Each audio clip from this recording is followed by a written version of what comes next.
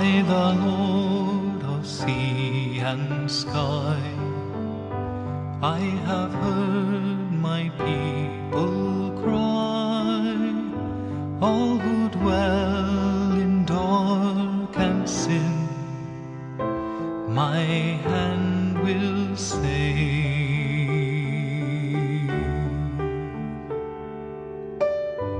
I who made the stars of night, I will make their darkness bright.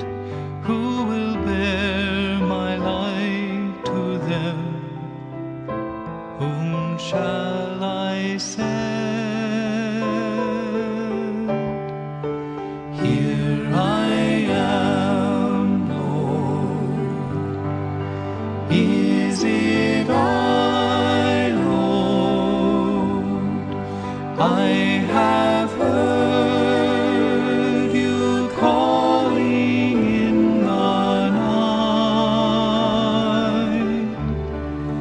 I will go, Lord, if you lead me. I will hold your people in my heart.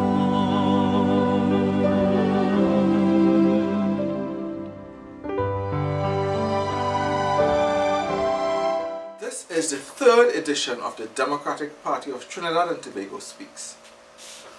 The last time we got together, we spoke about the exciting plans that the Democratic Party has for you with regards to employment. And we were talking about the park rangers. But before we get to that, let's talk about what we have been experiencing in Trinidad and Tobago over the last 10, say 15 years. Let's go back before that. Let's go back perhaps to even before independence. Before independence, you had different classes of workers. You had the plantation owners, you had the people that worked in agriculture, you had the maintenance people, you had public servants, policemen, and so on. What you did not have was a state-sponsored group of employment. This state-sponsored employment actually started with what we know today as the 10 days or URP projects. In those days they were called 10 days employment. And for some reason, the state felt that if we did this, if we were offering employment to masses of people, we will create for them a source of income that would help them have a better quality of life. What it did though, is that it caused people to turn away from agriculture so that they did not have the regular employment that they thought they would have, in that they had a larger amount of money in their pockets, but for only 10 days at a time. Today, the politicians are very happy with that sort of arrangement. Because what happens as a result of that is that you have politicians today utilizing the state-sponsored employment to mobilize people to turn up at protests around the parliament. People are also turning up at political meetings. They are turning up all over the place. And as a result of that, ladies and gentlemen, because it works for the politicians. But let's look at what it means for the person, what it means for the employee. People who gain temporary employment cannot access loans at the bank because they don't have the security of tenure. They cannot go to the bank with a job letter that says, this is my income over the next 5 or 10 years. They are unable to get mortgages. And so they are also at the whim and fancy of the political party in power.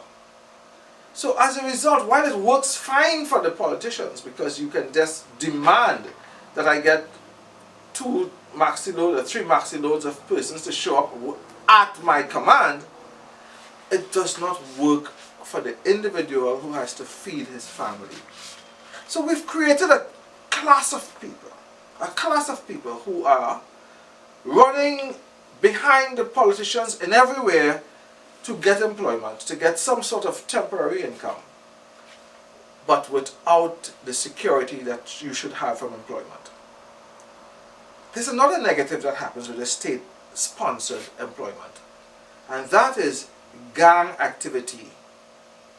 A lot of the state-sponsored employment, whether it's URP project or CPEP projects or special projects, a lot of these projects are controlled by gang leaders who access these contracts through their political contacts. And so you have one gang doing some box drains here, you have another gang doing a retaining wall, another gang building a bridge somewhere. And many times you have conflict among the gangs. So what we're saying, ladies and gentlemen, is that we must put an end to this type of employment. We must put an end to this dependence on the state for employment. But the state has a responsibility to ensure that our citizens have a better quality of life. And so there is where we get into the exciting proposals of the Democratic Party of Trinidad and Tobago, where children, young people that are coming out of university, that are coming out of colleges, that are coming out of primary schools, can access employment without having to join a gang, without having to nice up to a politician, without having to seek to know someone who knows someone to get a job. So let's start with where we left off in the last episode. We're talking about a group of people called park rangers. Ladies and gentlemen, as part of the Democratic Party of Trinidad and Tobago Tourism Trust, where we're going to spend a lot of time explaining to you that our tourism drive would be on ecotourism, part of that trust is to ensure that when people hike, when people go to the forest, when people go to the beaches, when people go to the waterfalls, that there's someone on patrol looking after them to ensure that they are safe. Those people that will be armed, some of them will be unarmed. They will be in uniform, nice neat uniform. They would have emergency packs because they're going to be emergency trained. But more than that, they would have permanent employment. And those people are going to be our park rangers. These park rangers will ensure that when you go to the forest, that the forest is a safe place. But more than that, they will ensure that people are not allowed to set trap guns in our forest. They will ensure that hunters do not exceed the capacity that they're supposed to shoot, or the amount of animals that they're supposed to take out of the forest, and they will ensure that hunters do not hunt outside of the hunting season. You have to understand that our management in terms of forestry and all that has really gone downhill. Do you know that today someone can go and catch as much crab as they want any time of the year and any size? We're saying that all of that, the size of the animals that you catch, the time of year that you catch them, all that has to be regulated if you must have a sustained supply of wildlife for consumers.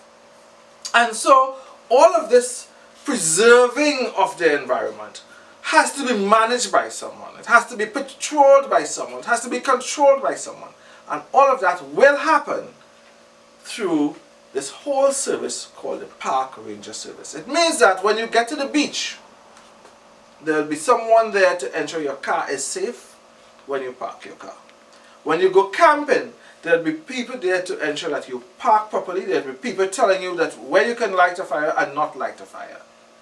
There are going to be people there telling you where the toilet facilities are, so you don't just go into the bushes. There are going to be people there to guide you. One of my dreams that I always wanted to do is to get to the top of El Tucuch. I always wanted to go to the top of El Tucuch. Every time I come up the highway, I would look at El Tucuch in the northern range and say, wow. My experience, my El Tucuch experience was at one time exciting, but at the same time very disappointing.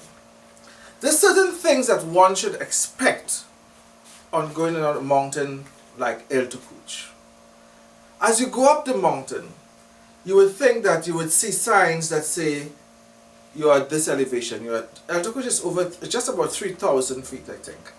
So at the halfway mark, you should see you're almost there. You're halfway there. 3/4 of the way, you should see you're at 2,000 feet. What was disappointing for me was when we got to the top of El Tucuch, the view of Trinidad and Tobago from the top there was almost impossible to have, because there were so many trees around and so many high shrubs around that you had to peer through the trees to see the oceans and mountains around. And I thought to myself, wouldn't it be nice to come to the top of El Tucuch and say, welcome, you have made it to the summit, and to have a nice observation tower up there so where you can see above the trees, above the shrubs, and see all of Trinidad and Tobago. I promise you, ladies and gentlemen, you will have that experience after the Democratic Party of Trinidad and Tobago takes over the governance of this country. Not only would you have wonderful clear-cut tracks through the mountains, not only would you be able to know where you are, but you will be able to be supported throughout the journey by park rangers. So park ranger service alone, the park ranger service alone is going to provide employment for a number of people who are today employed in CPEP and URP projects. The difference is those people will have permanent employment, and those people will be able to access loans, those people will be able to get mortgages for their houses, those people will be able to plan their families because we care. Now, we've spoken about employment within the communities. How would you like to get up one morning and go within your township, within your village, to work, knowing that this job is something you can have until you retire? You see, in every town, in every village, there is need for someone to maintain your road signs. There's a need for someone to repair the bridges. There's a need for someone to ensure the toilet facilities are kept clean. There's need for someone to ensure that when you park properly.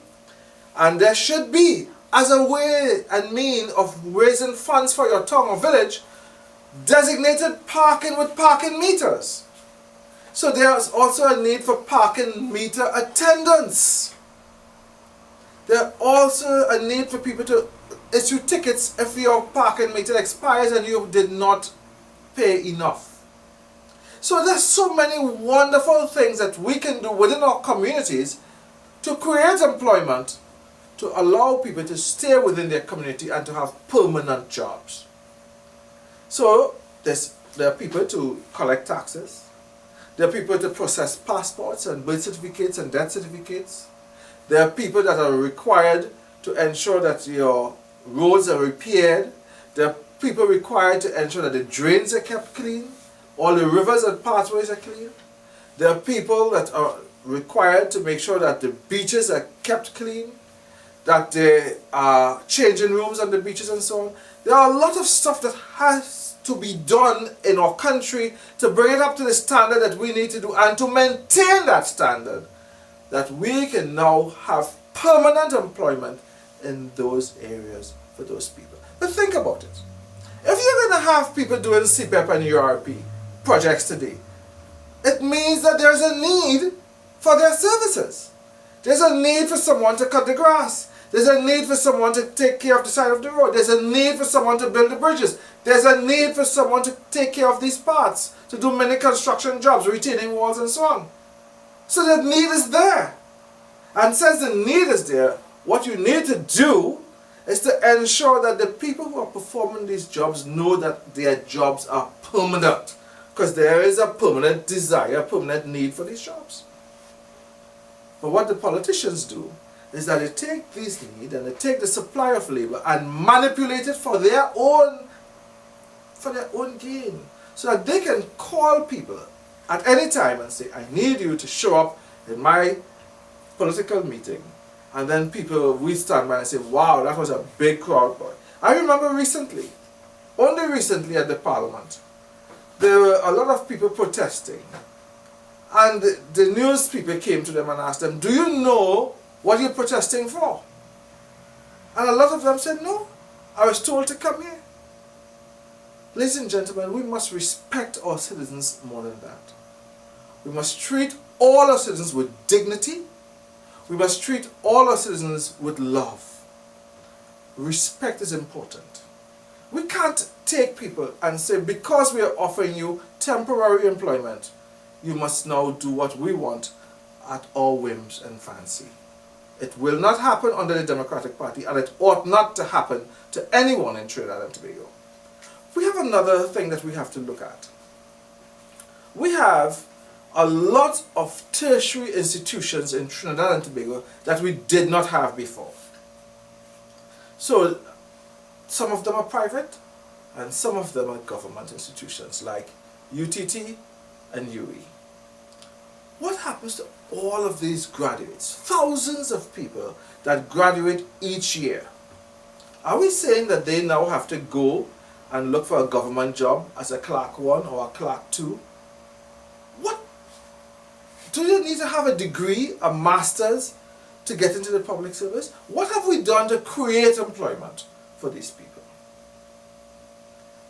The Democratic Party is going to explain to you now that our long-term plan for the development of Trinidad and Tobago will ensure that all of these young people can find permanent employment outside of the government of Trinidad and Tobago. And we intend to do that by encouraging business to partner with the government. One of the biggest problems that businesses have in terms of expanding their business is access to land. Access to land to build warehouses, to build offices, to build factories.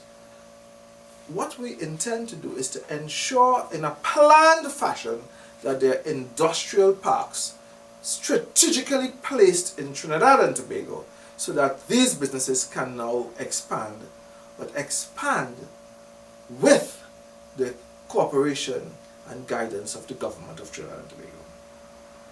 Ladies and gentlemen, one of the most lucrative businesses that we ought to be looking at is our agricultural products. When we get at another episode, when we go into detail about agriculture, you will understand that through the production, large-scale production of things like pineapple, in terms of livestock production and coconut, when we look at the whole structure for the whole governance of agriculture, you will recognize that once again, there will be permanent employment for a lot of people in the agricultural sector. So we've spoken about the tourism sector, we've spoken about the maintenance of our towns and villages, and we've spoken about agriculture. What we have not spoken about is our police service. The Democratic Party of Trinidad and Tobago have always been saying, as part of our crime plan, that there must be structured patrols in all our communities. But apart from saying that, we want to say that one of the things that we will do is that in every community there will be a community-based police service. In other words, think of it as the Trinidad and Tobago Police Service that you know now, the guys in the blue uniform, as our national police. They're like our national police that's going to be looking at policing throughout Trinidad and Tobago on a national scale. And then think of different police in different color uniforms depending on the community that they live as your community police, managed by the community. So that when a community has its own police, that where the people are from that community, the people have a vested interest in ensuring that their community is safe. Now, I'm not just saying this. We've had the experience. For example, I live in Digger Martin. In the Blue Ridge community, over the years, at one time, the Blue Ridge had their own security service. And now they've gone and they outsource a security service for the Blue Ridge community.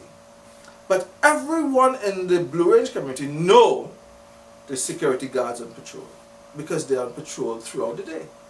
And they feel a sense of security because these people are all around.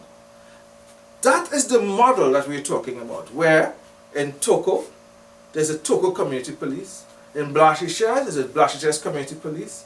In Muruga, there's a Muruga community police. So, in Mayaro, there'll be a Mayaro community police. In Digger Martin, there'll be a Digger Martin community police. In Barataria, there'll be a Barataria community police. Now, that is how policing is done in the modern world. You know something? Many of the citizens of Trinidad and Tobago, many of them, travel to the United States all the time. There are towns and villages in the United States where the population is under 1,000.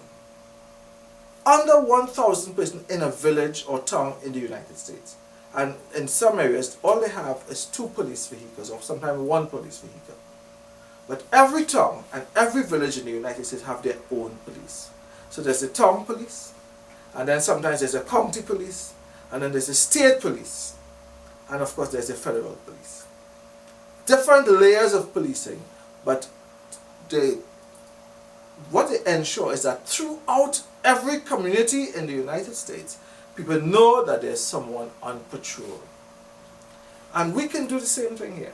Because one of the things is that apart from the fact that you now have secure and safe neighborhoods, you also have permanent employment for our citizens. Ladies and gentlemen, we have not even tapped the other aspects of employment that we will be bringing through a Democratic Party of Trinidad and Tobago. Because we haven't spoken about our whole transport service with a new train service. Think about it. When you have a train going from Port of Spain to Sandy Grande and a train going from Port of Spain to San Fernando and perhaps expanded to Superior and to Princestown and Mayaro, you now have a situation where large amounts of people can move quickly among our major towns in Trinidad and Tobago. But what it also means is that all these people have to be transported to one hub, to one area where the train stops and goes. So all your maxi taxi drivers will now find that they can get a lot more passengers transported in a shorter period of time for shorter stops, for quicker turnaround in money. For example, a maxi driving from Curepe to Port of Spain has, in the morning, in the rush hour, would normally take close to an hour to make a return trip. That same maxi can go from Curepe to the surrounding communities and drop the people off at the train station, maybe 3 or 4 or 5 trips, 3 or 4 or 5 trips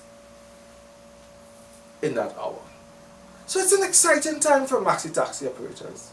It's an exciting time for the people who are going to be selling the tickets, for the people who are going to be on the train to ensure that your train ride is safe, the people who are going to be maintaining the lines, the people who are going to be maintaining the trains. So we're going to create new areas of employment for all our people, rather than expanding this CPEP URP project type governance where people are subjected to a job where there's no job security. So the Democratic Party of Trinidad and Tobago wants to take all our people, the young people, the graduates, the old people, the agricultural people, all of these people, we're going to take them and turn the whole thing around and say, listen, we have a nation to build. Ladies and gentlemen, in the construction sector alone, there are all of those buildings that we talked about, the Red House, the White Hall, the President's House, all the Woodford Square, all of those places have to be repaired, they have to be renovated. If you drive around Trinidad and Tobago, you'd recognize that road sign is almost non-existent. And some of them, you have to put a magnifying glass to your eyes to be able to read what the sign is. So all of this signage has to be done over. All of that is employment for Trinidad and Tobago. For the next 10 years, the Democratic Party of Trinidad and Tobago will be rebuilding this nation. So there'll be exciting times for all of us in terms of simple things like garbage collection. You're going to have, for example, a whole recycling of garbage. Now, I keep wondering, why does recycling have to be this difficult? It's not. If tomorrow you go to every home and say, you need to have 3 bins. 3 bins in your house. Monday, Wednesday, and Friday, different color bins. So on Monday, you have a blue bin, and in that blue bin, you put all your plastics and glass. On Wednesday, you put your regular garbage, and Friday, you put all your paper and stuff like that. So you have paper, garbage, plastics, and glass. And you have your recycling done. So you pick up different things on different days, and you now have another area where you can create employment because you have a plastic recycling industry. You have a paper recycling industry. And then you have the garbage disposal, which is a different thing, which is very likely going to be incineration. Ladies and gentlemen, we have spoken about another thing that we don't want. We don't want the dehumanization of our people. You can't have our young people walking across the Beetham estate every day to go to the dump, to fight up with the birds of prey, the cobos and so on, to get things to sell, to burn aluminum and copper on the side of the road to sell.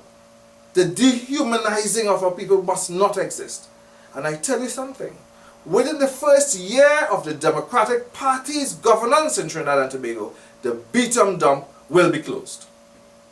It will be replaced by a recycling center that's not going to be close to Port of Spain. That area, ladies and gentlemen, will be part of that new highway that takes us on the east-west, rather than the main road that you see. It's going to be part of the new hub. All of these are exciting things, but we need to change. And the change can only exist if you join us. We are asking you today to join with the Democratic Party. Go in your community, talk to people that you know. Say, listen to the Gael station, Gael the channel, every Monday, Wednesday and Friday from 6:30. Talk to a friend, tell someone, look at Gael. We have 6 weeks of sharing the vision with Trinidad and Tobago. Look at it on YouTube. Look at it on the dptt.org.tt. Ladies and gentlemen, talk to a friend. And more than that, for us to stay on the air, it costs money. Ask someone, say, listen, make a contribution to the Democratic Party of Trinidad and Tobago. The numbers are on the screen. Right after this program, you see all the numbers there. Call someone, tell them, I want to contribute towards building my nation. Ladies and gentlemen, it's an exciting time for Trinidad and Tobago. It's an exciting time for all of us. Our next episode, we'll be talking about agriculture and how do we become self-sufficient in food, and how do we change the whole climate of agriculture in Trinidad and Tobago. Until the next time, this is Steve Alvarez, the political leader of the Democratic Party of Trinidad and Tobago, saying, see you at the next time DPTT speaks. Good night. I shall look to the sunset, and the moment